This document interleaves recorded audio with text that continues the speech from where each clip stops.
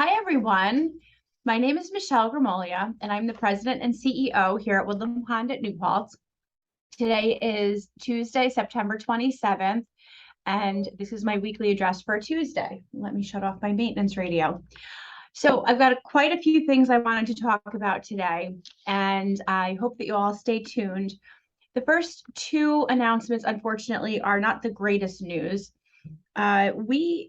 I'm not sure how many of you remember, but we had a brother-sister duo that used to work in our dining room in the wait staff.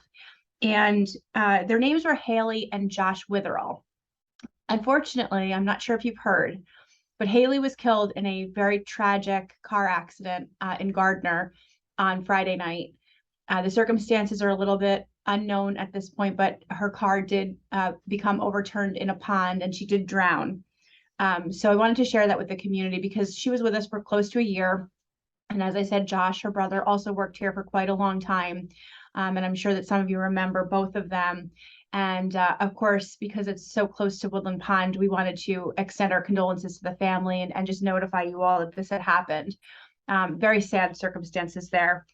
And secondly, Betty Brummer, who was a longtime resident in independent living and had just moved into the health center, passed away after a short illness at Vassar Hospital overnight last night. So her family has expressed great appreciation for the care that Betty received and her husband Russ before he passed away.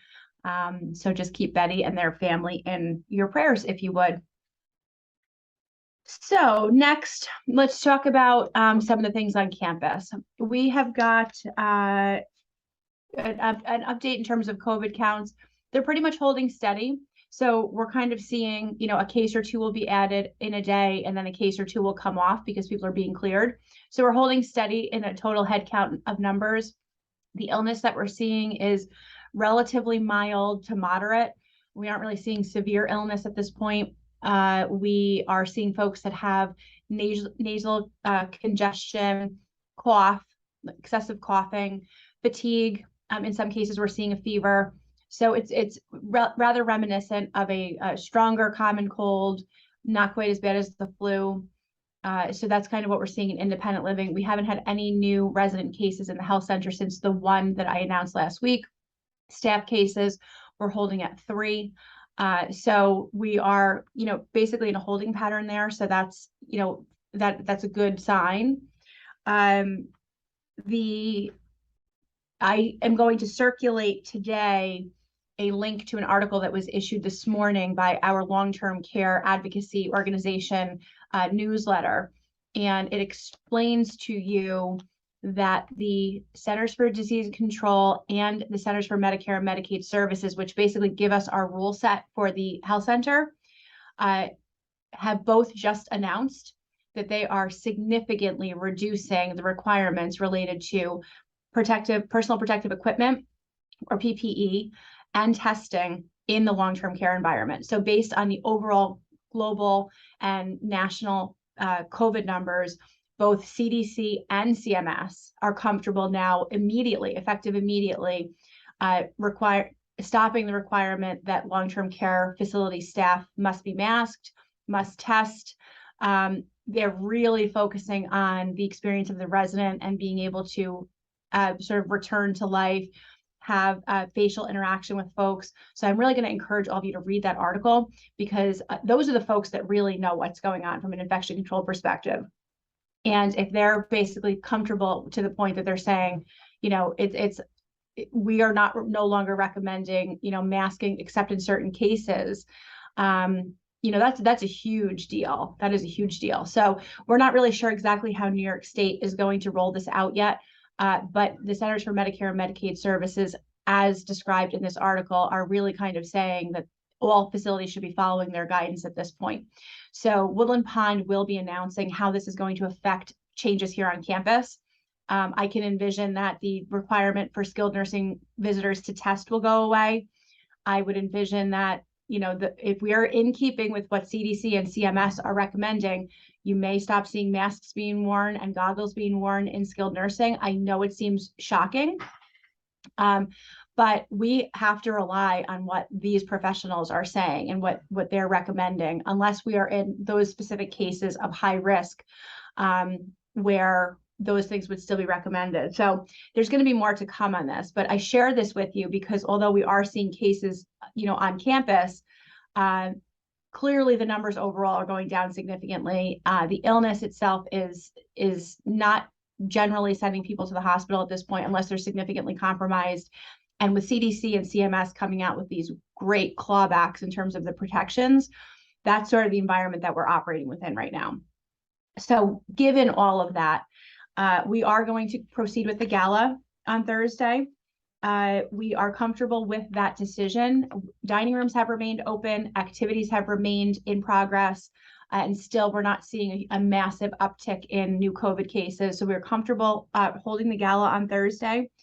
We would recommend that everyone that plans to attend does test for COVID.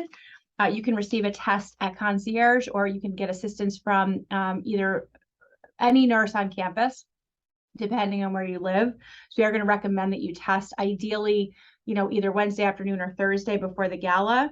If you have changed your mind and you no longer wish to attend, you need to let concierge or the activities staff in the health center know that you will not be attending so that we can take your name off the list. And the most important thing, if you are not attending the gala on Thursday and you reside in independent living, there is not going to be any meal service in the dining room or in the pub. The only option is going to be takeout and delivery. So you have to make sure that you make a meal order on Wednesday for Thursday. Very, very important. So just keep that in mind. If you do cancel, you have to remember to order your meal. And meal pickup on Thursday will be between 2 and 3 p.m. rather than starting at 3 p.m., which is where we usually are. So again, that's between 2 and 3 p.m. If you have questions about any of that, you can contact concierge and then get in touch with Cameron. She can answer any questions on the gala. Also related to COVID, a number of you have asked about the bivalent booster clinic. So yesterday we did the bivalent boosters in our skilled nursing residents. Everyone that wanted it, and I think it was 100%, got their bivalent boosters yesterday. Assisted living, the clinic is scheduled for October 14th. Independent living, we are targeting either the 15th or 16th of October or both. But stay tuned on that. If you do wish to have the bivalent booster and you reside in independent living, you have to sign up with concierge. The initial deadline was last night, but we're going to extend that probably through the end of this week. We want to get as many people boosted with that bivalent booster as possible. And in the meantime, you can get that at your local Walgreens or any local pharmacy sooner than the 15th or 16th if you'd like to. Let's see. On October 25th, the very first of many presentations coordinated by the Mental Health and Wellness Task Force will be taking place. And this is the author of a book called Calmer Waters will be coming on a Zoom because I think she's from Colorado. She'll be presenting to us via Zoom, but in real time in the PAC on October 25th. This is partially going to be a book review of sorts. And her focus and conversation will be on the book that she wrote that the Mental Health and Wellness Task Force is including in recommended reading. The book Calmer Waters can be borrowed by at the concierge. I think we've got 5 copies at this point. We do have a list of folks that are borrowing them. So if you'd like to participate in this, you can look that up or go ahead and look and see what she's going to be talking about. But it's really focusing on her journey with being a caregiver to a spouse that was diagnosed with either Alzheimer's or dementia, and then her observations of different types of therapies and interventions related to memory spectrum disorders and sort of how she's navigated that. So she will be speaking with us, and I'm sure there will be a question and answer session, but everyone should try to read that book before then. Today, actually, at 2 p.m., we have a special presentation that was coordinated by the Land Conservation Committee. Rita Shaheen from Scenic Hudson is going to be coming and speaking to residents there in the PAC at 2 p.m. today. So if you'd like to come to that, that'd be a great event to attend.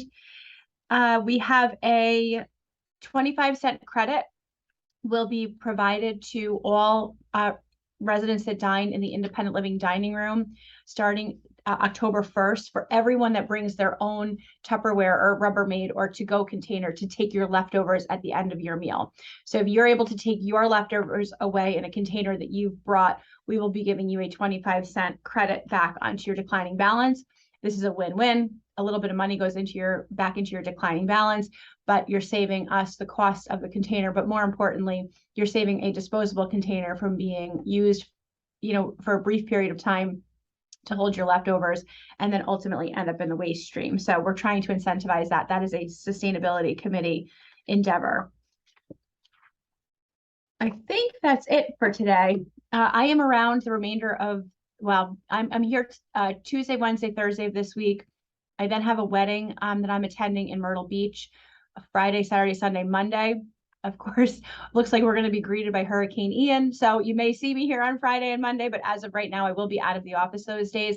My team is here. They're available and accessible to you. If you need anything from me this week, you know where to find me. And if I don't see you before then, I will see you at the gala on Thursday. Thank you.